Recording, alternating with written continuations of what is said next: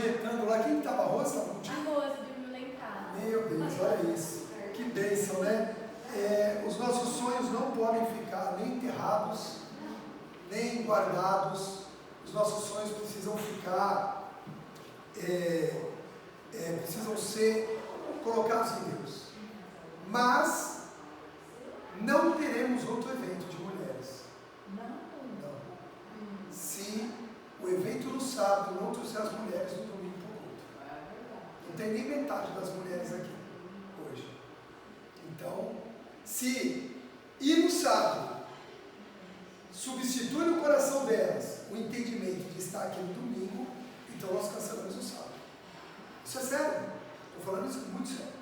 Precisa haver um entendimento, não vocês estão honrando a Deus aqui, mas que vocês sejam um canal também para abençoá-las, né, para ministrá-las, falar, olha, é importante. Por quê? Porque o ser humano, a Rosângela começou falando aqui o culto, mas o ser humano tem a tendência de substituir. Eu já fui na célula, eu já fui no culto, então não preciso da célula. Eu já fui na rede, então não preciso do culto. Na verdade não, na verdade cada evento tem que gerar mais em nós ainda sede e fome, né, de buscar o Senhor. E eu creio que isso vai acontecer em nome de Jesus. E eu estou falando isso porque isso deve ser fruto das nossas orações. Devemos orar para que haja sede, como tem no coração da Bia, de sair da de Limeira e vir para cá, no coração da Carol, sair lá de Sumaré e vir para cá, e as que estão mais perto aqui ficaram dormindo nessa manhã, né? Então a gente orar realmente, Senhor, desperta. Desperta a tua igreja. Só há avivamento quando a igreja desperta. Às vezes a gente fica olhando lá na internet, fica olhando lá na televisão, olha, está tendo avivamento lá em Kentucky, está vendo avivamento na Filipinas, está avivamento. Nossa, coisa linda, né? Quero viver isso também. Viveremos quando o avivamento ser gerado primeiro dentro dos nossos corações. E a partir de um despertamento. A igreja precisa despertar. A igreja precisa acordar. A igreja não pode ficar competindo. A gente, na verdade, não pode ficar competindo em questões pessoais com aquilo que é de Deus. Eu posso ir para o congresso porque eu tenho tal evento pessoal. Eu não posso ir para a escola de líderes porque eu tenho tal questão. Enquanto as questões da nossa vida, elas conflitam com o chamado de Deus para nós, pode ter certeza que o avivamento fica retido. E a gente fica só sonhando com o avivamento. Eu vou ensinar uma coisa para vocês, e que se você tomar isso como pessoal, você vai viver a perfeição de Deus na tua vida. Amém. A nossa vida em Deus não pode ser mais igual à vida das pessoas lá do mundo. As pessoas lá do mundo, elas vão ter eventos, elas vão ter festas, elas vão ter comemorações, que para nós, que em nós, precisam ser substituídos pela presença de Deus. Isso não quer dizer que você não vai poder ir numa festa ou ter um evento, mas no dia em que a festa e o evento conflitar com algo que Deus está te chamando, Deus tem que ser prioridade.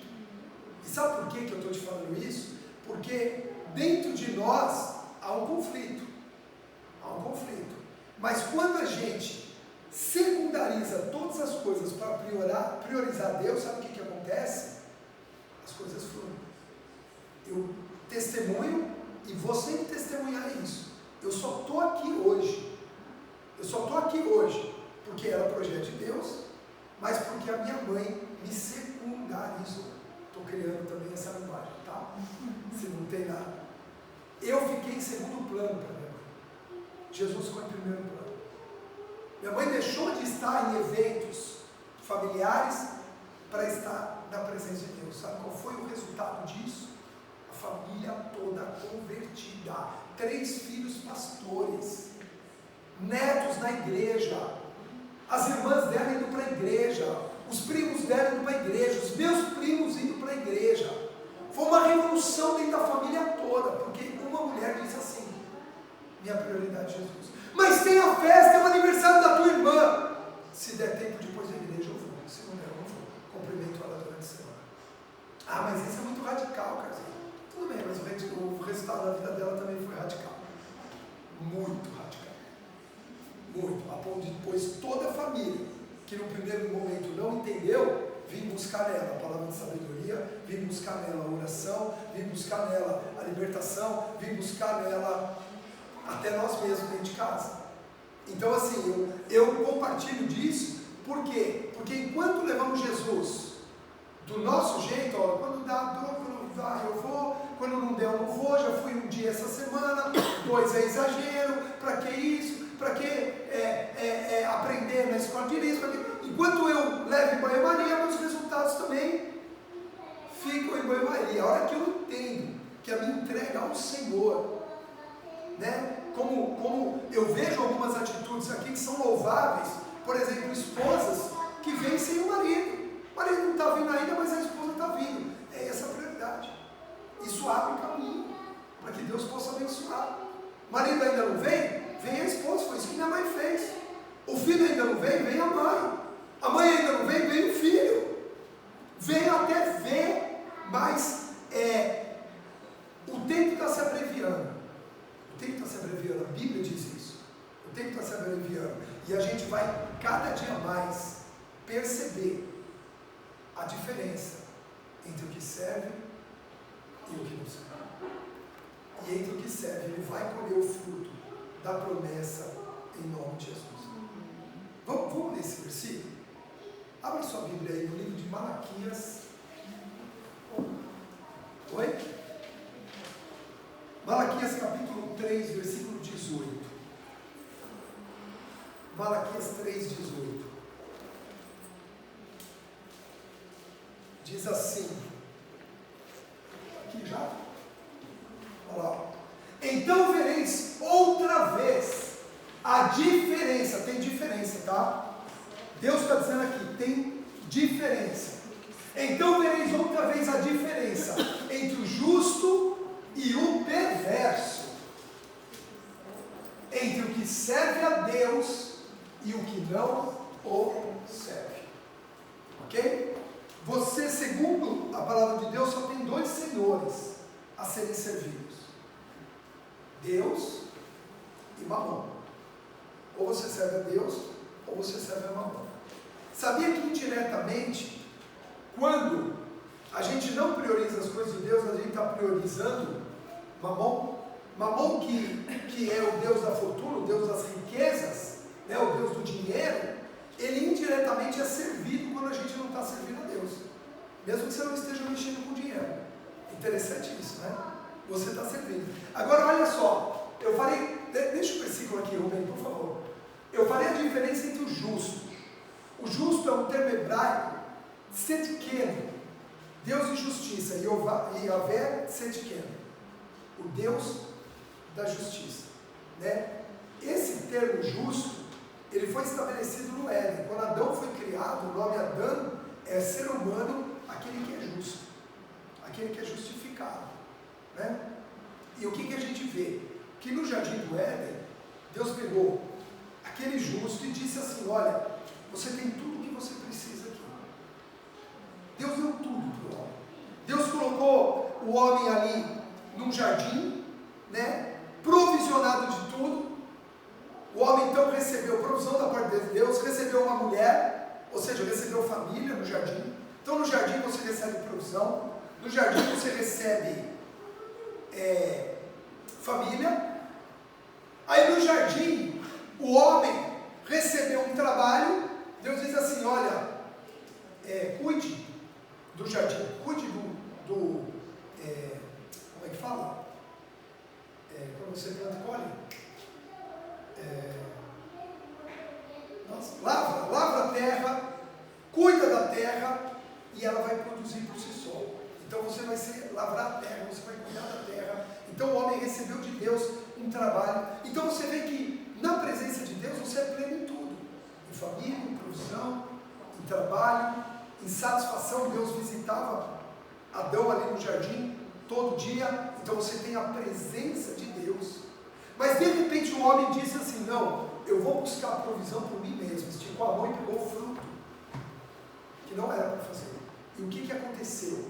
Ele perdeu todo esse benefício que Deus tinha dado a ele no jardim. Ele perdeu a família,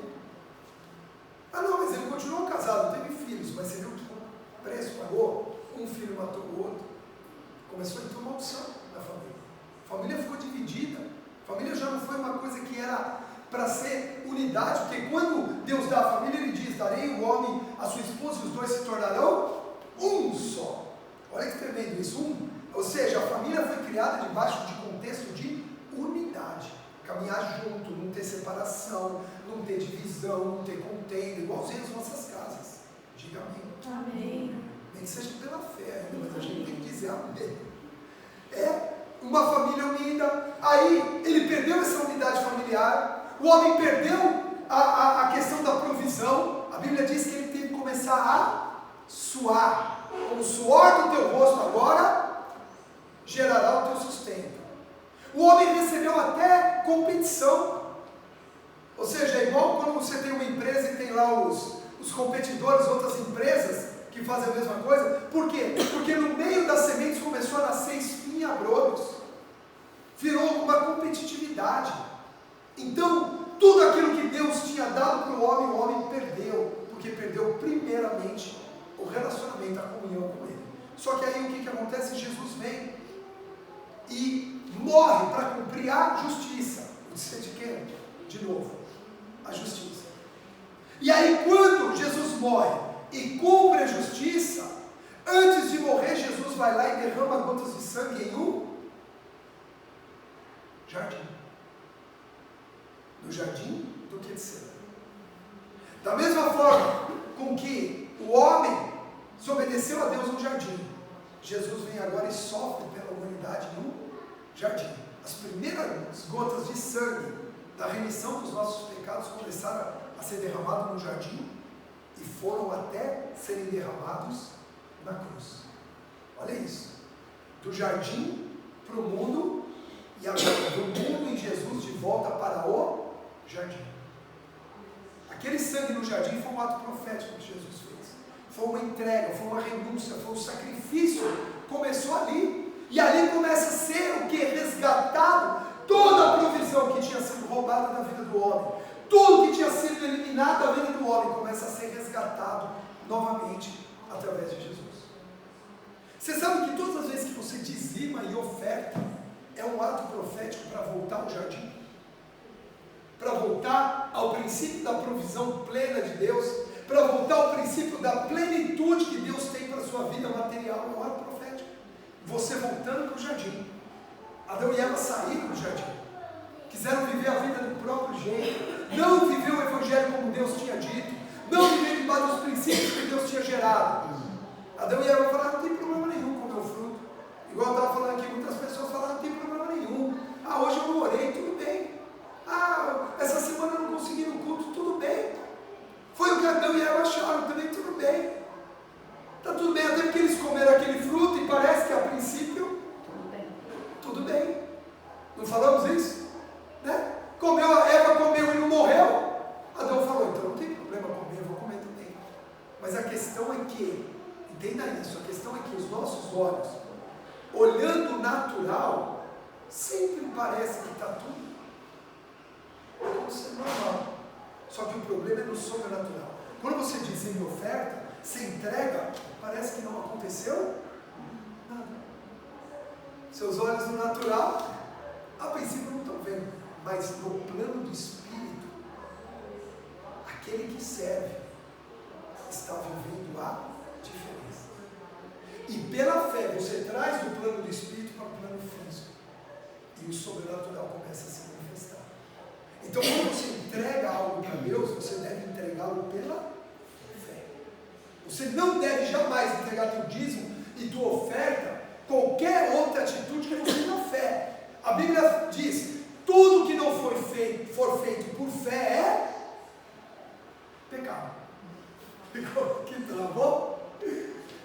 Eu falei: eu achei que você ia responder. Tudo o que não for feito por fé é pecado. Por quê? Porque o justo viverá da fé. Não é o justo que serve? Sim. A diferença entre o justo que serve e o que não serve? O justo, ele vive da fé. Então você é justificado pelo sangue de Jesus. Tudo que você faz, você tem que fazer por fé. É desafiador muitas vezes dar o dízimo no mês? É. Principalmente quando está faltando. É desafiador. Por quê? Porque priorizar a Deus, eu acabei de dar o testemunho de uma mulher que priorizou a Deus e as coisas do mundo se tornaram secundárias. Priorizar a Deus é desafiador. Minha mãe priorizou a Deus, ela foi xingada de louca. Minha mãe priorizou a Deus, ela foi xingada de carola, de bitolada, de beata. Ah, agora tudo é igreja, agora é só Jesus. Uma sobrinha minha, uma prima minha, na verdade, sobrinha dela, chegou a dizer para minha mãe, porque minha mãe parou de frequentar algumas, de praticar algumas festas que ela entendeu, sem nenhuma explicação ainda na época, que ela entendeu que não agradava o coração mais de Deus.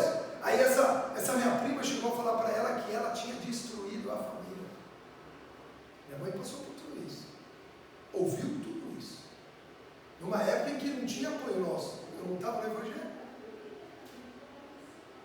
Eu não estava, a gente criticava, não ajudava, mas ela acreditou. E ela perseverou, ficou secundária.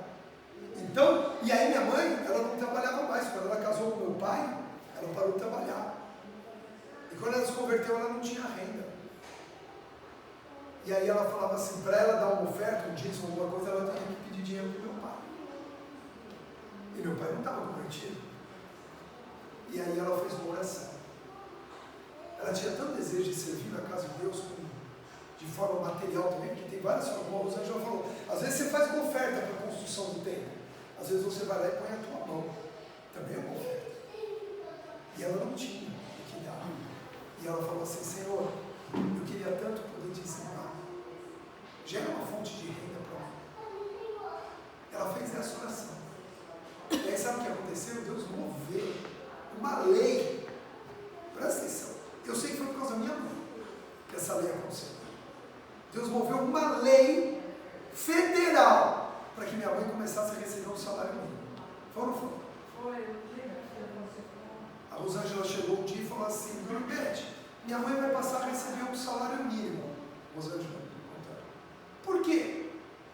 Ah, porque ela trabalhou de tal ano a tal ano e saiu uma lei agora de que quem trabalhou lá atrás, há 50 anos atrás, de tal ano a tal ano, tem direito a um salário mínimo de aposentadoria, mesmo que não tenha completado o tempo para se aposentar. Pois minha mãe tinha trabalhado também nesse período. Ela deu entrada nos documentos e começou a receber um salário de aposentadoria. Minha mãe não tem mais de 10 anos de trabalho registrado em carteira. 11 anos de trabalho registrado em carteira, mas ela é aposentada. Por causa de uma lei para esse período de 1900 e não sei o que a 1900 e não sei o que. Ninguém mais tem direito a não ser quem trabalhou nesse período. Isso se chama fidelidade.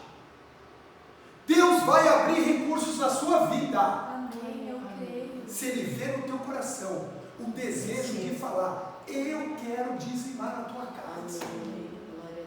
Eu quero dar o meu dízimo. Eu quero ter um recurso. Ela não queria ter um recurso para comprar. Ela não falou assim, Senhor, toda vez que eu vou fazer a unha, eu tenho que pedir para o meu marido. Ela não reclamou isso. Ela não disse, ai Senhor, todas as vezes que eu quero comprar um picolé, eu tenho que pedir para o meu marido.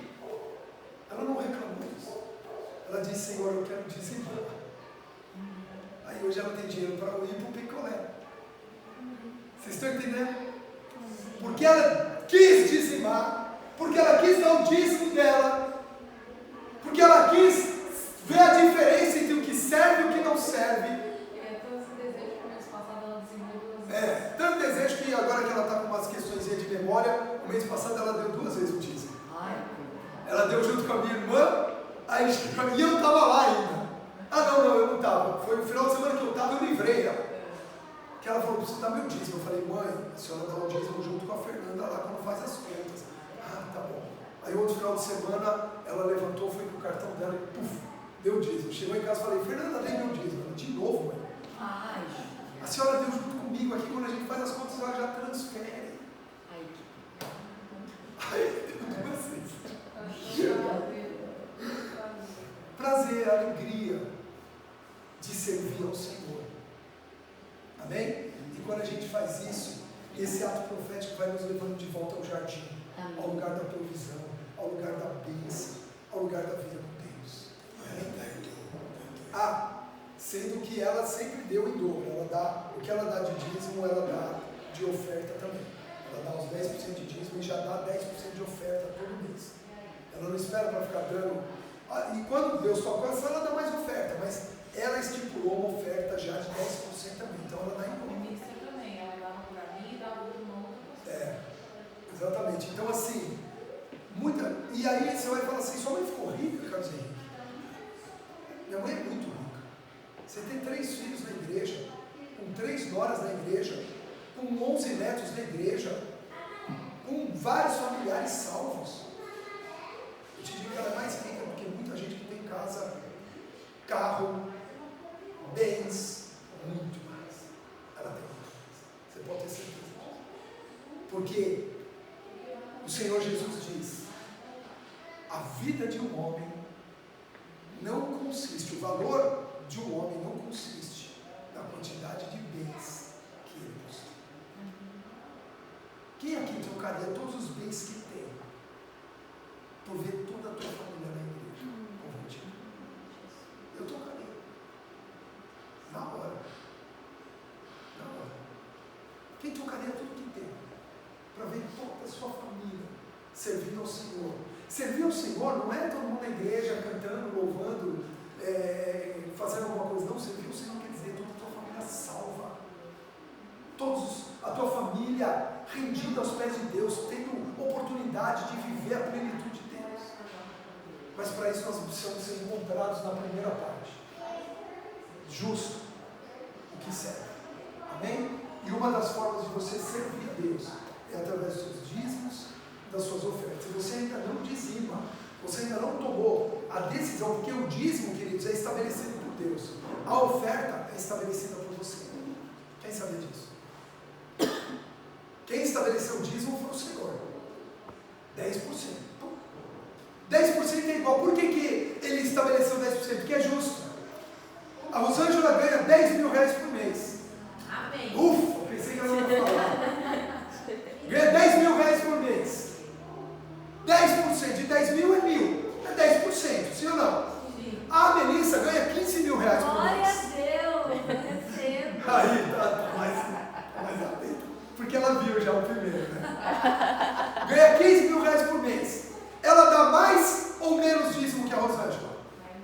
Dá igual. Não importa quanto. É 10% para um, é 10% para o outro. Quem ganha 100 reais ainda, é 10% de 100 reais. É igual, por isso que é justo. Por isso que a prática do dízimo é uma prática de justiça. É justo para todo mundo. Quem estabeleceu? Deus. Dízimo quer dizer a 10ª parte. Ok? De um termo hebraico que eu esqueci agora, daqui a pouco alguém me fala. Maaser, dízimo, 10%. Ok? Para todo mundo é o mesmo volume. Então, o dízimo, querido, não tem para onde correr. Se você não é dizimista ainda, você está em desobediência, porque foi Deus quem estabeleceu. A oferta, quem estabelece é você, não Deus. Deus diz, traga as suas ofertas, mas não diz quanto. Então o dízimo é algo que vem de Deus, que a gente devolve para Ele, e a oferta é algo que nasce no nosso coração e a gente entrega para Ele. Por isso que o dízimo cumpre a justiça, porque vem de Deus, e a oferta cumpre a generosidade, porque o dízimo mostra o quanto você é obediente. A oferta mostra o quanto você é generoso. Amém? Está mais claro agora? Sim. Quem fizer a escola de líderes vai ter essa aula completa. Isso aqui é só uma pincelada. Porque depois entra... Oi? É só spoiler, exatamente. Estou dando só um spoiler aqui. Por quê? Porque depois entra oferta com propósito, oferta alçada, oferta sacudida, oferta de primícias. E se a gente souber o objetivo, o destino de cada uma dessas, você abre portas, são chaves, são senhas, são códigos, né? Que abrem chaves, que abrem portas na nossa direção. Corban, para mim, uma das ofertas mais nobres que existe é o Corban, que é uma oferta destinada aos pais. Olha que coisa linda. Então, é isso aí. Você pode entregar teu dízimo de oferta agora. Faça isso de coração aberto. Se você não é dizimista, decida hoje voltar ou ser dizimista, falando, eu vou entregar. Eu vou devolver para Deus aquilo que Ele estabeleceu, e as suas ofertas entregue com liberalidade, de coração. Faça para o Senhor. Eu tenho que pegar a minha lá em cima. Fica à vontade. Faça o coração agora. Peça, pergunte para Deus, Senhor, qual é a entrega que eu vou dar hoje?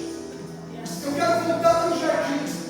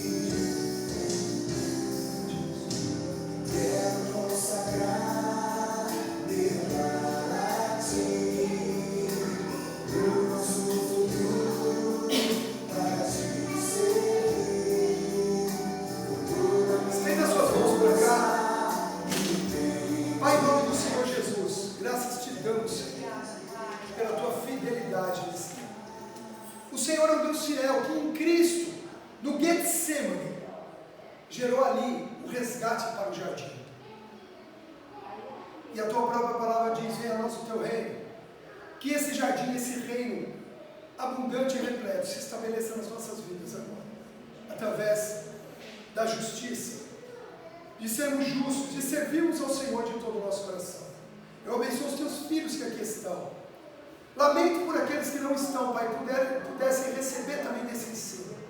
Mas o Senhor nos preparou nesse tempo para que pudéssemos plantar as nossas sementes. E eu declaro que toda semente plantada aqui nessa manhã, segundo, Pai, a liberalidade do coração dos teus filhos, eles escolham na proporção do que semearam. A tua palavra diz: o que pouco semeia, também pouco colherá. Mas o que muito semeia, muito colherá. E eu declaro agora uma medida dada, sacudida, transbordante, generosa da parte do Senhor sobre cada vida e cada família representada. Negócios, projetos, sonhos, portas, provisão, da onde nós nem imaginamos, como o Senhor mesmo testemunhou em nós aqui através da vida da minha mãe. Uma lei para beneficiar, uma lei mudada por causa de um coração desejoso. Assim seja o nosso coração diante de Ti, com o desejo de ministrar ao Senhor sempre, dízimos e ofertas com alegria no nosso coração, em nome de Jesus. Amém e amém. Só quem recebe, dê um forte aplauso. Amém? Glória a Deus. Queridos, abra sua Bíblia em 2 Reis 20, versículo 1. Eu aproveitei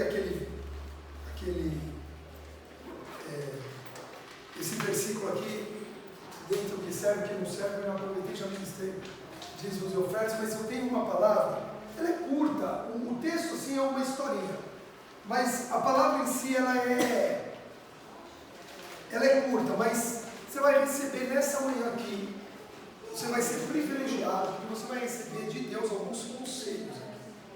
Pastor, segundo a Reis. Segundo o livro de Reis, capítulo 20, versículo 1.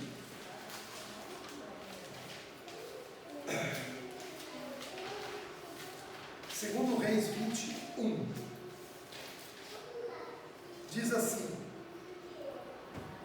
naqueles dias, Ezequias adoeceu de uma enfermidade mortal.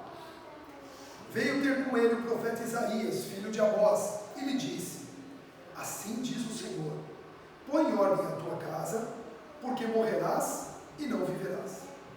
Então, virou Ezequias o rosto para a parede e orou ao Senhor, dizendo: lembra-te, Senhor, peço-te, de que andei diante de ti com fidelidade, com inteireza de coração, e fiz o que era reto aos teus olhos. E chorou muitíssimo.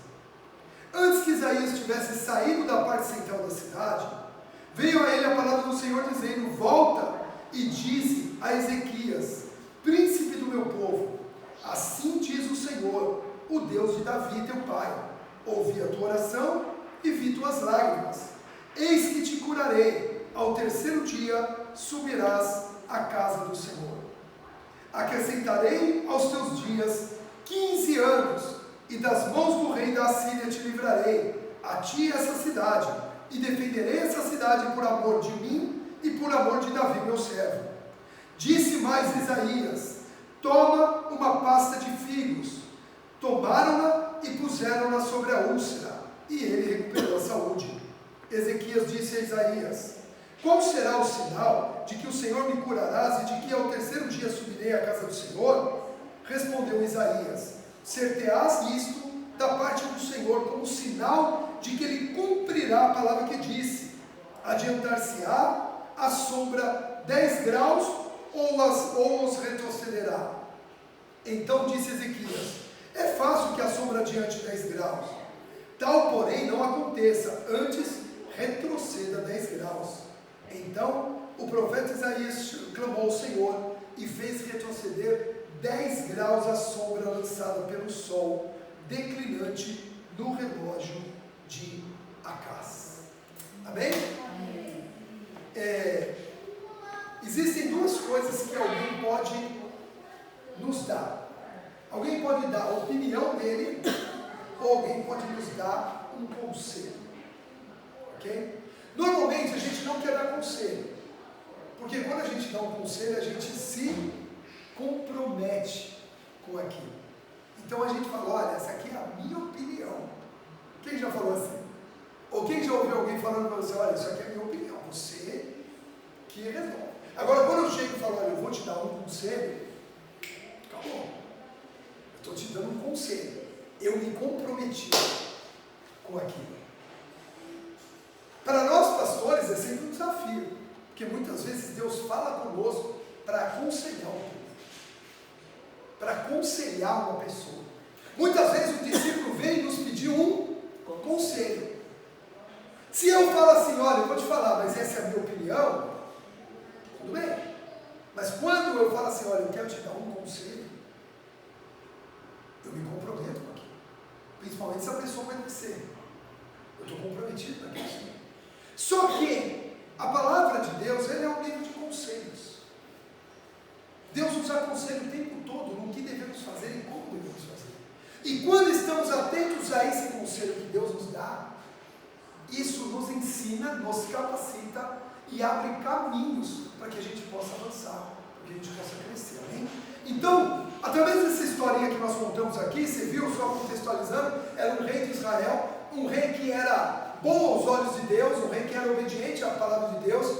Ele enfermou, ia morrer, o profeta avisa, ele chora diante de Deus, Deus se compadece daquele choro, volta atrás naquela morte, fala para o profeta voltar lá e dizer: olha, não, Deus ouviu o teu choro, você vai ser curado, vai viver mais 15 anos e haverá um sinal. E no terceiro dia você vai subir à casa do Senhor para adorar.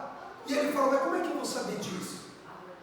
Dá um sinal. E aí o profeta fala: qual sinal você quer? Que a sombra adiante ou que a sombra retroceda?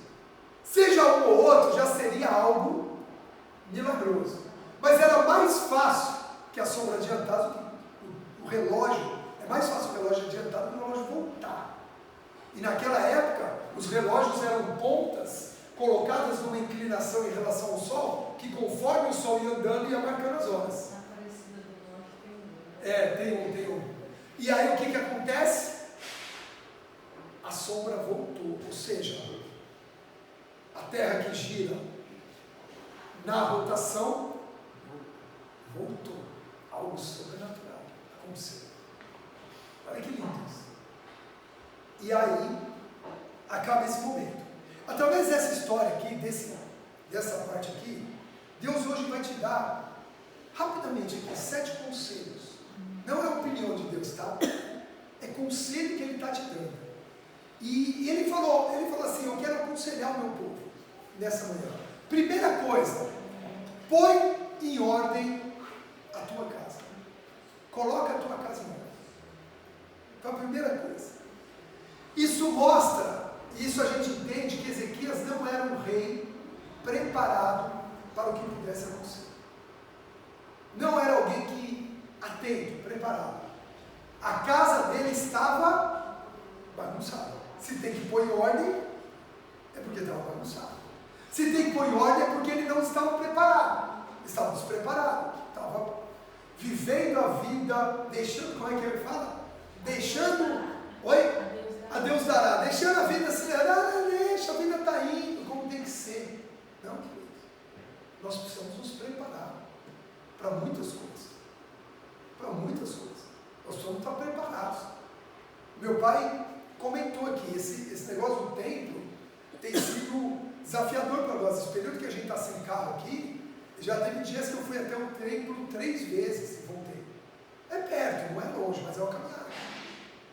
E aí meu pai ainda falou no sábado para mim, a gente estava aqui preparando o almoço, esperando a Rosângela chegar lá do evento das mulheres. Aí ele falou assim, né, estava falando, olha, que Deus te deu um carro logo, né? Para toda essa correria, tem que buscar coisa, tem que ir, não sei o que, encontrar fornecedor e tal. Ele falou, mas ainda bem que vocês fisicamente estão bem condicionados. E realmente, eu e a Rosângela faz exercício todo dia. Todo dia a gente sai para correr, caminhar, e aí daqui pega, faz funcional. O que acontece? Nesse período que exige do o nosso corpo está preparado. Para aqueles cadernos lindos que vocês receberam, personalizados, foram 2 noites em claro.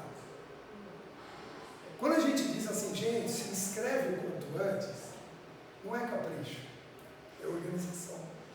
Como a maioria das inscrições chegou na quinta-feira, nós tivemos quinta e sexta para preparar todo o material. Foram 2 noites em claro. Quem que aguenta isso? Alguém que está sedentário? Alguém que está muito acima do peso? Alguém que não tem exercícios de alimentação correta? Estou dando um exemplo. Não vai aguentar. Quem que aguentou? Alguém que está preparado. Então é isso que está dizendo aqui. Ei, põe tua casa em ordem. Põe os teus relacionamentos em ordem. Ezequias, você vai morrer. Pede perdão para quem você tem que pedir. Não vai partir desse mundo com esse coração aí. Com esse coração duro. Perdoa quem você tem que perdoar. Libera quem você tem que liberar. Procura com quem você parou de conversar. É isso que Deus está falando aqui. Ezequias, põe tua casa em ordem. Rosângela, põe tua casa em ordem. Felipe, põe tua casa em ordem. Bia, põe tua... É isso que Deus está falando. Coloca tua casa em ordem. É o conselho que Deus nos dá. A Bíblia diz e nos ensina a fazermos tudo com ordem e decência. É uma direção de Deus. O culto tem que ter ordem e decência. Isso não quer dizer não ter liberdade no espírito, mas tem uma ordem. Tem que ter uma organização. Amém? Não há prosperidade em cima da desorganização. Quem sabia disso? Você já viu aquela pessoa que não sabe onde pôs as contas, e aí a conta atrás, ela paga juros? Pois é. Deus está falando, põe tua casa em ordem. Você pagar juros porque não achou a conta, ou porque esqueceu a conta porque a casa está bagunçada, estou dando exemplos. Não, põe tua casa em ordem. Quanto que você ganha? Você tem que saber. Quanto que você gasta? Você tem que saber. Põe tua casa em ordem. Muitos gastam mais do que ganham porque não tem a casa em ordem. Estou dando exemplos. Eu dei um exemplo aqui da saúde, eu dei um exemplo financeiro e dei um exemplo espiritual, que é perdoar as pessoas. Põe tua casa em ordem. O conselho de Deus para Ezequias foi: coloca a tua casa em ordem. O que é que está em desordem na tua vida hoje que precisa ser colocado em ordem? Faça isso. Porque a hora que vier o desafio, você vai estar preparado. Quantos estão entendendo? Amém. Quantos querem prosperar muito aqui? Glória a Deus. Como é que você vai prosperar muito se até um pouco que você ganhou está em desordem? Se está em desordem um pouquinho de hoje, como é que você quer o grande? Vai virar bagunça. Tem empresas que não prosperam porque são desorganizadas pequenas. Tem igrejas que não crescem porque são desorganizadas. Vou dar um exemplo aqui. Nós começamos a escola de líderes. Tem uma turma de uma outra igreja participando aqui conosco também. A turma está bonita, está bem legal. E aí o pastor lá da outra igreja falou: pastor, me dá o Pix que eu quero repassar aqui tantos reais aqui das parcelas dos nossos alunos. Lá, que tem a mensalidade. Aí eu falei assim: quem são esses alunos? Aí ele passou os nomes. Aí os nomes não bateram com a quantidade de valor. Aí eu escrevi para ele e falei: pastor, eu não vou receber esse dinheiro. Quando o senhor vier aqui, a gente vê, porque esse valor está fora, está mais do que o número de alunos. Aí ele escreveu para mim, não, mas já deixa para os outros meses. Eu falei, não é assim que a gente faz. Esse mês é tanto, eu vou te dar os recibos de tanto, o próximo mês é tanto. Se não tivesse organização, vira bagunça. Hoje é uma turma com 20 alunos. E amanhã, quando eu tiver 6 turmas ao mesmo tempo de escola de línguas, como é que eu faço? Se eu não for organizado. Vocês estão entendendo? Como estão entendendo? Amém. Então, olha para a pessoa que está do seu lado, bem nos olhos dela. Olha mesmo e diga, põe a tua casa em ordem. Amém? Segunda, podia parar no primeiro, né? No primeiro conselho a gente já tem uma semana para refletir e para trabalhar. Não é verdade? Segundo, você viverá situações sem saída aos olhos humanos. Não é uma profecia, mas é inevitável que eu e você passemos por situações que aos olhos humanos não tem saída. Ezequias, a tua doença é mortal. Você vai morrer. Tinha saída para ele? Não tinha. Não tinha saída. Hoje, por mais avançado que a medicina está, continua não tendo saída.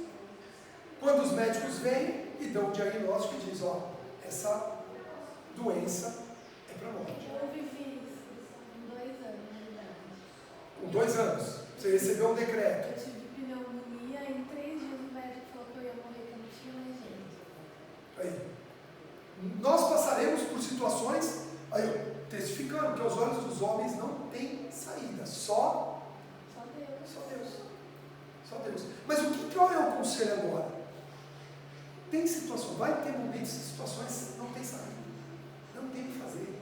Aquela conta vai estourar e você não tem dinheiro para pagar. É sem saída aos seus olhos.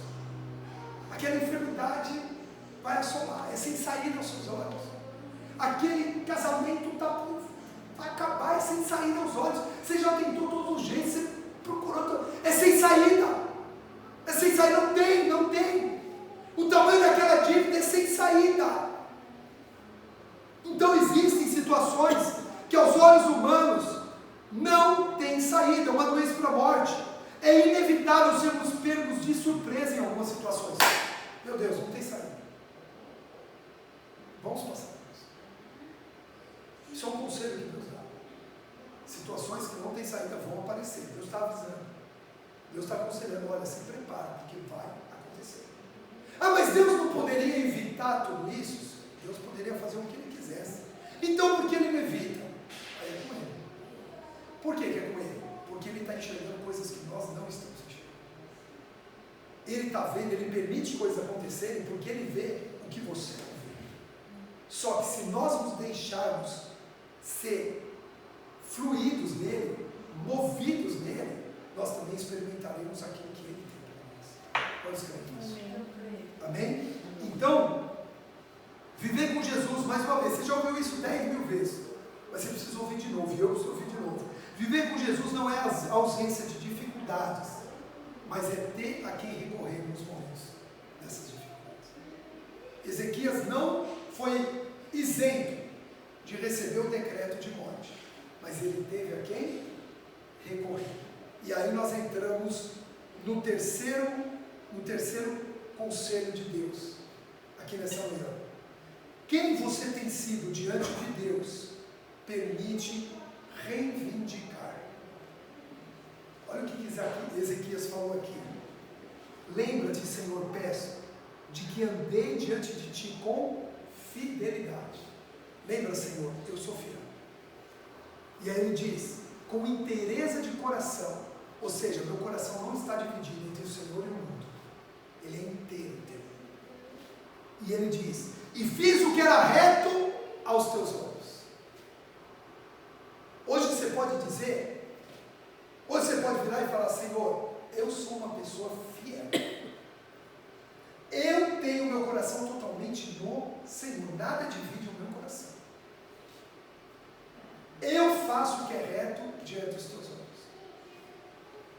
Dentro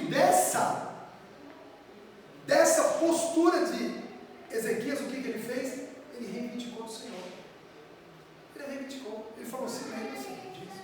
Por que eu vou morrer agora? Quer dizer que eu não tenho mais proveito para o Senhor aqui, mesmo sendo fiel, mesmo tendo um coração inteiro, mesmo, então tudo bem, então me leve. Mas se, por causa da minha vida, o Senhor me dá o direito de reivindicar, eu reivindico. Olha que lindo isso. Você pode hoje, na situação em que vive, declarar o que Ezequias declarou? Isso é uma reflexão que a gente precisa ter. Não é? Por quê? Porque diante das situações sem saída, só Deus pode fazer. Amém? Agora, veja só, ele não foi soberbo. Ele não disse assim, pô, Deus, qual é? Sou fiel. Eu sou um cara reto. Eu faço tudo. Não, ele não foi soberbo. Ele tinha convicção do que ele fazia. É diferente. Quando a gente faz, a gente tem convicção. Ezequias não estava contando para todo mundo quem ele era. Eu sou um cara reto. Eu sou um cara fiel. Não. Ezequias estava diante de Deus. Quem é convicto não conta para todo mundo, mas diante de Deus sabe quem é. Ezequias sabia quem ele era. Amém? Em outras palavras, Senhor, os princípios na minha vida estão em dia. E os princípios na sua vida? A oração, o jejum, obediência à palavra, os dízimos, a santidade. Ezequias estava com o histórico de vida dele em dia com Deus. Então ele teve direito a reivindicar. E você também tem direito a reivindicar. Se a tua vida estiver em linha com Deus, com a palavra de Deus. Ah, mas eu falhei. Não é disso que eu estou falando. Todos nós somos sujeitos a falhar. A questão é onde está o nosso coração. Se o nosso coração está inteiro em Deus, não está dividido. Porque quando o nosso coração está inteiro em Deus, aquele discurso que eu fiz no começo aqui, na abertura, de priorizar a Deus ou não, ele acaba. Porque quando o nosso coração está em Deus, a gente prioriza Deus. Não fica titubeando entre dois pensamentos. A gente escolhe Deus, sempre de cara. Amém? Quarto conselho. Há momentos em que o choro é necessário. E eu tive que aprender isso com a Rosângela. Né? Eu tive que aprender isso com a Rosângela.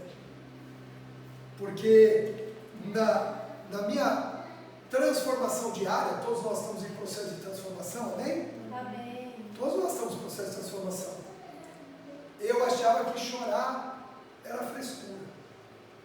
Eu achava que chorar era para os fracos. Na verdade, eu fui criado, né, nesse contexto, até machista, né, homem não chora. Então, muitos momentos eu vi a Rosângela chorando e eu critiquei. Não, que está chorando? Se tem fé, não precisa nem chorar. Se acredita, não precisa chorar. Está chorando, está com medo. Se crer em Deus, Deus vai fazer, não precisa chorar. Mas é um engano, é uma mentira. Tem momentos que o choro é necessário. A Bíblia diz que Ezequias colocou diante de Deus quem ele era, e depois, olha como diz, ele chorou muitíssimo. O texto usa um superlativo aqui. Chorou amargamente. Sabe do que ele chorou? O que é o choro amargo? É o choro de arrependimento. Senhor, eu sou fiel. Senhor, meu coração é inteiro teu. Senhor, eu tenho sido reto. Mas se alguma coisa eu falei, me perdoe. Chorou amargamente. Quem foi a outra pessoa na Bíblia que chorou amargamente? Pedro. Muito bem. Quando ele negou Jesus. E depois ele dá de cara com Jesus, a Bíblia diz que Jesus não fala nada, só olha para ele. Os olhos se cruzam. E imagina que os olhos do Senhor estão se cruzando com você agora nessa manhã. Chorou muitíssimo, chorou amargamente. Tem certos momentos que o choro é necessário, não tenho vergonha de chorar. Eu digo isso porque eu fui confrontado nisso. Em saber que tem hora que a gente chora. E não é um choro de emoção, porque muitos choram de emoção. Emoção não é sinônimo de quebrantamento. O choro de quebrantamento é outro. Às vezes não sai nem lágrima, mas você vê que a pessoa está quebrantada. Então, precisamos chorar. Dores não são curados por choros, mas os choros expressam a nossa incapacidade de resolver aquela situação. Você já viu aquela criança que apanha do amiguinho na escola, mas o amiguinho é mais forte, ele quer ir lá começa a chorar, é esse choro de incapaz. Eu sou incapaz de resolver isso. Diante de Deus a gente precisa ter esse choro. Senhor, eu sou incapaz. Eu preciso do Senhor. Eu dependo do Senhor. Então esse choro, há momentos em que o choro é necessário. Quinto conselho. Há um profeta na direção de quem ora. Se você tiver uma vida de oração, Deus levanta profetas para que venham trazer uma palavra na tua vida. Posso ouvir um amém? Amém. É tanto conselho assim que você não consegue nem absorver tudo aí. Não, eu queria interromper você um pouco, mas desde que você leu, eu fiquei pensando assim, né? Imagina isso, o profeta vir e falar, você vai morrer. É muita coisa, né? É um privilégio de Deus. Pensa morre. E aí você ora e o profeta volta. E o profeta morre. Olha isso. Dá mais 15 anos de vida. Dá mais que, olha isso, queridos. Olha a experiência que Ezequias teve. Que ninguém vai ter experiência como essa se não chorar diante de Deus, se não orar diante de Deus, se não for ré diante de Deus. O profeta veio e falou: rei Ezequias, você vai morrer. Você está enfermo e você vai morrer. A Bíblia diz que ele vira para o canto e começa a chorar. E aí, daqui a pouco o profeta estava saindo da cidade já. Deus fala: volta. Eu ouvi o choro de Ezequias. Isso quer dizer que Deus vê e ouve o teu choro. Deus vê e ouve as tuas aflições. Deus vê e ouve a tua angústia. Agora, se você é alguém que só se angustia, mas não ora, só chora, mas não ora, só fica nervoso, mas não ora, então o profeta não volta. O profeta volta porque você ora. Tem profeta na direção de quem ora. Porque Deus ouve, ele levanta o profeta, aí o profeta volta e libera a palavra. Eu ouvi o teu choro, não morrerás mais. Pelo contrário, vai viver mais 15 anos. Queridos, 15 anos, está de brincadeira. Para quem ia morrer amanhã, viver mais 15 anos é muito lucro. É muito tempo ainda de vida. E é assim que Deus faz conosco. Olha, deixa eu te falar, aquela situação não vai ficar assim não. Vai mudar e vai mudar amplamente. Dessa dívida vai virar prosperidade ampla. Dessa família vai virar plenitude ampla. É assim que Deus faz. Então, Deus, Ele envia um profeta na direção de quem ora. Quando você ora com sinceridade, Deus não deixa você sem resposta. Amém? Amém. Sabe quem que não ouve a voz de Deus, fica sem resposta? Quem não ora com o coração sincero. Mas quando você rasga o teu coração em sinceridade, Deus fala com você. Amém? Agora, presta atenção. Não feche os seus ouvidos diante do profeta. Tá? Porque todo mundo quer receber só, vai viver mais 15 anos. Sim ou não? Mas não quer receber, você vai morrer. E o profeta é o mesmo. Todo mundo só quer ouvir o pastor, Deus vai te abençoar. Mas quando o pastor fala, ó, se arrepende, ninguém quer ouvir. Não falta no culto quando tem bebê, sabe? Ninguém quer ouvir o pastor falando aqui, cadê as mulheres que estavam no evento ontem? Ninguém quer ouvir isso. A gente quer ouvir só agora. Deus vai mover, Deus vai trazer crescimento, Deus vai te prosperar, Deus vai resgatar a tua família, e Ele vai, Ele pode, Ele é poderoso para fazer tudo isso. Amém? Mas Ezequias só ouviu, você vai receber mais 15 anos, porque primeiro recebeu, você vai morrer. Primeiro recebeu, você vai morrer. Então, se você está pronto para receber, você vai morrer. Você está pronto para receber, você vai viver mais 15 anos. Só está pronto para receber a bênção quem estava pronto para receber o confronto. Mas a gente nega o confronto e por isso deixa de receber a bênção. Então, não feche os ouvidos. Receba tanto a notícia boa quanto a ruim. E reclame, se tem algo para reclamar, agora presta atenção nisso. Reclame com Deus, não com o profeta. Eu não vou mais naquela igreja, o pastor me confrontou. Eu não quero mais saber daqui. Pastor, o profeta. Você vê que Ezequias, o profeta chegou e falou assim, rei, você vai morrer. O rei poderia falar assim, vem cá, corta a cabeça desse profeta aqui agora. Podia ou não podia? Se ele era o rei, olha, põe esse profeta no calabouço, como muitos reis fizeram. Prende esse profeta aqui, Joaquim fez com Jeremias. Mandou consultar um monte de profeta. Todos falaram, você vai vencer a Babilônia. E Jeremias, você vai morrer. Você vai ser preso, a Babilônia vai tomar. Prende Jeremias! Ele é um falso profeta. Esses são os bons profetas, que falaram o que eu queria ouvir. Deixa eu falar uma coisa para vocês de todo o meu coração. Aqui na igreja é o Shaddai. Aqui, porque em São Paulo também é assim. Você vai ouvir o que Deus tem que te falar. Você não vai ouvir o que você quer ouvir. Muitas coisas você quer ouvir, vai ouvir. Mas é porque Deus quis falar assim. Amém? Então, se aí recebeu uma palavra, não gostou, não adianta reclamar com o pastor, gente. Vai reclamar com Deus. Ezequias não fez nada com Isaías. Ele se voltou para Deus. Porque ele sabia que a palavra vinha de Deus. Amém?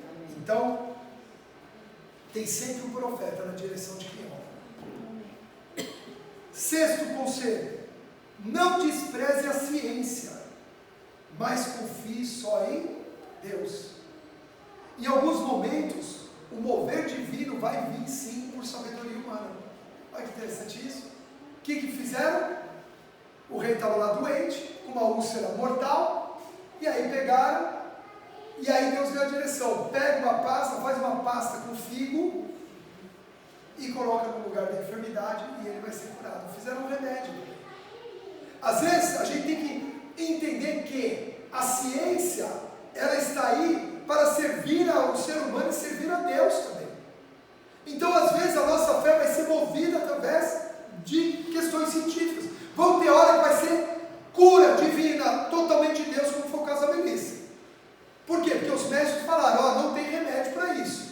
Não tem saída humana para isso. Então Deus vem com a intervenção divina. Mas vai ter momentos em que o agir de Deus vai sim ser pela também sabedoria que Ele deu aos homens. A ciência trabalha para Deus, amém? Mas não o substitui. Porque a última palavra não dá Deus. A última palavra é sempre Deus. A última palavra é sempre Deus. E a pandemia foi clara nesse aspecto. Morreu que Deus achou que tinha que morrer. Por quê? Porque pessoas que não tinham nenhuma comorbidade morreram, e outras que tinham toda a comorbidade ficaram 25 dias na UTI e depois saíram. Então, não teve padrão. Não teve. A pandemia mostrou que não tem padrão. Deus é soberano. Então a ciência está aí para nos servir, mas ela não substitui a Deus. Não creia mais no remédio do que você crê em Deus. Mas em alguns momentos vai ser o remédio. Como foi o remédio aqui em Ezequias. Não foi a oração de Isaías que curou. Foi o remédio. Olha que interessante como a Bíblia é clara e nos deixa tranquilos em relação a isso. Amém? Pode ser que aquele dia você está com febre em casa e não tem remédio. A Loredana testemunhou na célula. Ela falou, eu vou ter que sair sozinha, de madrugada agora, para ir comprar remédio. Não vou sair. Ajoelhou, porque ela estava sem remédio em casa, ela mora sozinha. Ajoelhou e falou, Senhor, me cura. E ela foi curada. Amém? Então, mas não quer dizer que vai ter momentos em que vai ser através do remédio, através da cirurgia, através da intervenção médica. Está aqui deixando claro. Se você lembrar, o apóstolo Paulo, manda uma carta para Timóteo e diz, Timóteo, eu sei das úlceras que você tem no estômago, da sua gastrite. Então faz o seguinte, toma um cálicezinho de vinho, o vinho óleo, tá? O vinho sem fermento, o vinho puro. Toma um cálicezinho de vinho, porque isso vai ajudar. O vinho tem ação cicatrizante, vai ajudar. O bom samaritano, ele achou o rapaz lá, caído, semi-morto, o que ele fez? Passou azeite e vinho nas feridas. O azeite para quê? Limpar. E o vinho? Cicatrizar. Amém? Usou de ideia e levou ele para a hospedaria. A hospedaria como se fosse o hospital. E salvou aquela vida. Então foi tanto a intervenção divina. Qual foi a intervenção divina do bom samaritano? Foi o bom samaritano ter parado para ajudar um judeu. Porque samaritanos e judeus não se ajudavam. Então já tem um milagre aí. Já teve a mão de Deus aí. Depois a mão de Deus teve também o quê? A sabedoria humana. Usar o vinho, usar o azeite, usar o remédio, usar a hospedaria, usar o hospital. Tudo bem. Por que isso é um conselho de Deus? Porque às vezes, como cristãos, a gente acha que se a gente fosse consultar no médico é falta de fé. E às vezes não. É o caminho que Deus está escolhendo. É o caminho que Deus está. Então não tem problema nenhum você ir até o médico. Senão Deus não daria capacidade aos médicos. Não daria inteligência aos médicos. Mas deu também. O que nós precisamos aprender? O equilíbrio entre essas coisas. Sabendo que nunca a ciência, o remédio, a cirurgia pode substituir a Deus. E se o médico não fosse importante, Deus não levantaria Lucas para caminhar com o apóstolo Paulo. Porque Lucas, que escreveu o Evangelho, o livro de Atos inteiro, era médico. Para quem não sabia, ele era médico. Então Lucas, que caminhou com Paulo em todas as viagens missionárias, na maioria delas, era um médico. E que ajudou em muitas coisas. Inclusive foi um dos que viu Paulo ser mordido pela serpente e falou: bom Paulo, vai inchar e vai morrer. Ele ainda descreve em Atos: você vai inchar e vai morrer, porque essa serpente é mortal. E aí, Paulo não enche, porque Paulo foi apanhar, né, os gravetos para fazer uma fogueira, porque o barco tinha naufragado, e eles estavam na ilha de Malta, e aí Paulo falou assim: vou pegar uns gravetos aqui para a gente se aquecer. Quando ele está pegando o graveto, a serpente... E aí, os cidadãos daquela ilha viram, e Lucas descreve: vai inchar e vai morrer. E aí daqui a pouco, passa o tempo, Paulo não incha, Paulo não morre, porque existiu uma palavra em Marcos capítulo 16 que diz o quê? E esses sinais seguirão os que creem, em meu nome curarão os enfermos, expelirão demônios, tomarão veneno e não morrerão. Não morrerão. Olha que coisa linda. Se cumpriu na vida de Paulo. E quando o milagre de Deus se comprova, sabe o que acontece? Todo mundo se converte. A Bíblia diz que a ilha inteira correu para ver Paulo, que não tinha morrido. Ele pregou o Evangelho e todo mundo aceitou Jesus. E assim vai acontecer com você. Deus vai operar muitos milagres na sua vida. As pessoas vão correr na tua direção, vão perguntar: mas como isso é possível? E você vai falar: porque eu tenho um Deus que é o Deus dos impossíveis. Só que crê nisso, diga: eu recebi um aplauso. Então a Bíblia ensina várias coisas que a ciência hoje. A Bíblia ensina sobre a quarentena. Sabe que a quarentena não foi agora, na peste negra, no Covid-19. A quarentena está escrito na Bíblia. Deus já tinha ensinado para algumas doenças sobre a quarentena.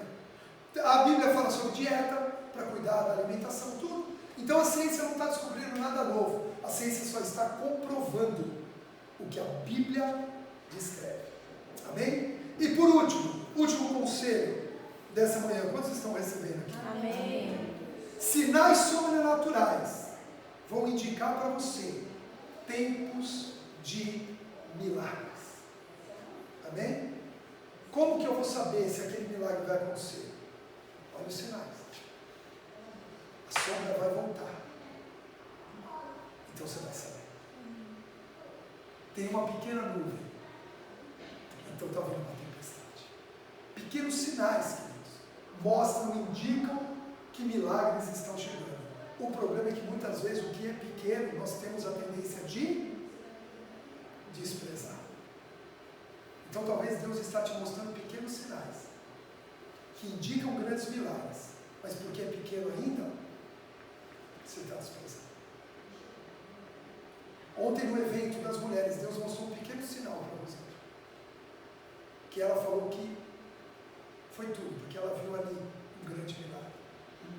Chegou aqui, ela se quebrantou muito depois, me contando, ela começou a se quebrantar. Pequeno sinal que a maioria não percebe. Por quê? Porque o que é pequeno a gente tem a tendência de desprezar.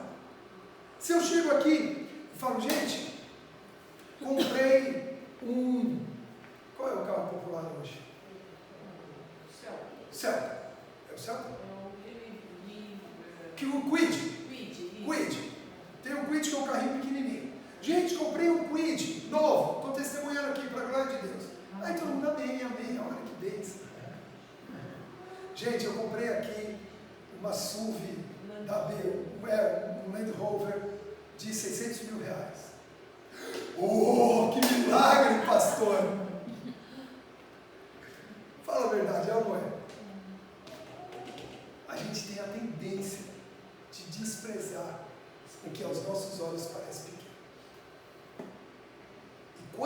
despreze esses pequenos sinais. Eles são, na verdade, o que está indicando o caminho do grande milagre. Então, o conselho de Deus para você nessa manhã é: sinais sobrenaturais, por menor que sejam, indicam caminhos de milagres. Deixa os sinais falarem com você. Isso é muito forte, gente. Isso é muito poderoso. Se você tiver, e você tem, eu quero declarar que você tem discernimento dos pequenos sinais. Amém. Você vai ver antecipadamente os grandes milagres. Amém. Amém? Uma pequena nuvem pode ser o final de uma seca de 3 anos. Deus dá sinais para crermos no milagre completo. Não despreze os pequenos sinais, porque grandes milagres estão por todos nós. Amém. Quantos querem isso? Amém. Então fique de pé, eu quero orar por você nessa manhã. 7 conselhos, queridos, vindo diretamente do trono de Deus. Não é a minha opinião que eu falei nessa manhã, é conselho. Então põe tua casa em ordem. Eu vou orar por cada um deles na sua vida. Amém? Feche seus olhos, não se distraia com nada, deixa o Espírito Santo agora ministrar a tua vida em nome de Jesus. Pai, eu oro por esses teus filhos que estão aqui nessa manhã. Eles foram privilegiados com esses conselhos, porque eles escolheram estar aqui. Eles romperam com as circunstâncias. Eles não disseram estou cansado. Eles não disseram eu já fui ontem na rede. Eles não disseram eu já fui quinta na célula. Eles não disseram está muito calor. Está muito cedo, está muito tarde. Eu tenho outro compromisso. Não. Eles escolheram estar na tua presença, o Senhor falou, porque eles me escolheram. Eu vou dar a eles conselhos de ouro. Verdadeiro tesouros escondidos no céu. Deus liberou sobre a tua vida nessa manhã em nome de Jesus. O primeiro, põe a tua casa em ordem. Pai, ajuda-nos a colocarmos a nossa vida em ordem. Colocar no eixo da tua palavra. Colocar em ordem a nossa vida espiritual. Colocar em ordem a nossa vida emocional. Colocar em ordem a nossa vida material. Colocar em ordem a nossa saúde. Colocar em ordem a nossa casa. Em nome de Jesus. Perdoa, Pai, quando andamos em desordem, bagunçados, desorganizados, atropelados pelas coisas, procrastinando, deixando tudo para amanhã, ou adiando toda hora decisões importantes. Pai, ajuda-nos a organizarmos o nosso dia, para não chegarmos no final da semana e dizer, meu Deus, eu corri tanto e não fiz nada. Estão precisando de mais horas. Ninguém precisa de mais horas. O que precisamos é de organização, Senhor. Ajuda-nos a colocarmos a nossa casa em ordem, a não sermos pegos de surpresa ou estarmos despreparados diante dos desafios da vida. Oro também, Pai, para que a gente tenha consciência clara de que haverão situações impossíveis aos nossos olhos. E que isso não seja motivo de desânimo, de sobrecargo, de medo, mas seja, Senhor, um caminho para um grande milagre, um caminho para o sobrenatural. Pai, eu oro também, Senhor, para que a nossa vida se encontre reta diante dos Teus olhos, para que tenhamos motivos para reivindicar e pedir. Lembra, Senhor, lembra que temos sido fiéis, lembra que o nosso coração é inteiramente Teu, lembra, Senhor Jesus, de que temos feito o que é reto diante dos Teus olhos. Que o nosso discurso possa ser o de Ezequias, que possamos fazer como o rei fez, lembrar o Senhor, não que o Senhor se esqueceu, mas é uma forma, Pai, de mostrarmos de que temos buscado a Ti. Obrigado, Pai, por o Senhor ter levantado. O Senhor levantará em Americana um povo que busca a Ti, em Limeira, em Sumaré, em Nova Odessa, em Santa Bárbara, um povo que busca o Senhor, e que nos momentos do impossível reivindicarão de Ti a saída, a solução e o milagre, em nome de Jesus. Pai, também oramos para que jamais deixemos de chorar quando é hora de chorar, seja o choro da dor, seja o choro da angústia, seja o choro do desespero, mas principalmente o choro amargo do arrependimento, de lembrarmos, Pai, que precisamos de Ti em todo o tempo, de que o nosso choro expressa a nossa dependência, o nosso choro expressa o quanto precisamos de Ti, O nosso choro expressa que somos impotentes diante dessas situações que parecem impossíveis. Também oro, Pai, para que a nossa vida seja uma vida de oração e que jamais desprezemos a palavra do profeta. Eu quero pedir perdão, Pai, pela tua igreja, quando ela se move apenas naquilo que ela quer ouvir e ela rejeita aquilo que ela precisa ouvir. Que todo confronto, correção necessária venha na nossa direção agora, em o nome do Senhor Jesus. E que o Senhor nos ajude, nos capacite, nos direcione, para que vivamos, Senhor Jesus, em oração, e que toda palavra profética recebamos, seja ela boa ou ruim, seja ela fácil ou difícil de absorver, mas que o nosso coração esteja o mesmo, e que jamais nos voltemos contra os teus profetas. Mas se há alguma reclamação, se há alguma indignação, que façamos diretamente ao Senhor, em nome de Jesus. A tua palavra diz: crê no Senhor e andará seguro, crede nos seus profetas e prosperarei. Também oro, Pai, para que tenhamos sabedoria na hora de depender de Ti e na hora, Pai, de buscar o conhecimento da ciência, o conhecimento humano. Eu quero declarar, Senhor Jesus, que muitos dos Teus filhos que estavam procrastinando tratamentos médicos buscarão, Pai, na medicina a resposta e dependerão de Ti para a provisão e para o mover do Senhor, em nome de Jesus. Muitas vezes ficamos, Pai, resistentes em buscar um médico porque achamos que é falta de fé, ou ficamos resistentes em buscar um médico porque é muito caro o processo, o tratamento. Pai, mais caro ainda será a nossa vida se esvair, porque nos deixamos de tratar o que tinha que ser tratado.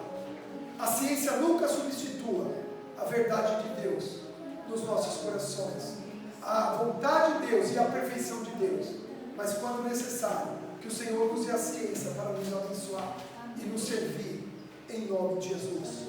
E por último, Pai, eu quero orar pedindo perdão por todas as vezes em que desprezamos os pequenos sinais. Que pequenos sinais, Pai, possam ser a indicação de um grande milagre. Que a pequena nuvem possa ser a resposta do fim da seca. Que a pequena sombra que retrocedeu possa ser a confirmação de que a cura chegou. Pai, que não desprezemos o pouco. A tua palavra diz: sede fiéis no pouco, e eu lhes colocarei sobre o muito. Eu te louvo e te agradeço, porque, Pai, aqui estão os teus filhos, que não desprezam o pouco, mas se alegram, porque o grande está por chegar, em nome de Jesus. Por tudo isso te louvamos e te agradecemos, por esse culto tão rico nessa manhã.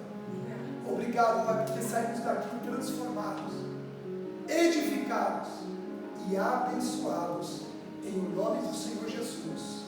Amém. E graças a Deus. Você pode dar um forte aplauso.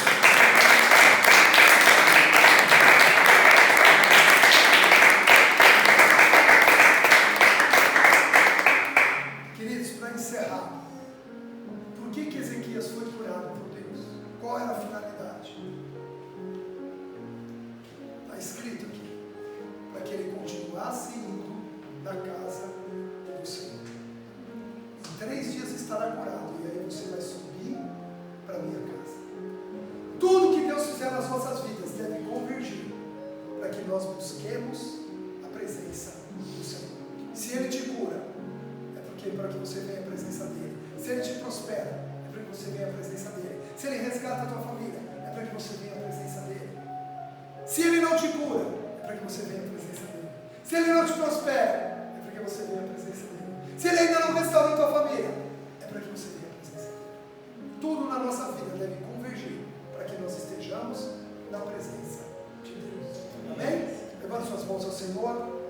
Que o amor de Deus Pai, que a graça do Senhor Jesus, que as ricas consolações do Espírito Santo de Deus seja hoje e sempre sobre a sua vida, em nome de Jesus. E que a bênção do Senhor, aquela que enriquece, não acrescenta dores,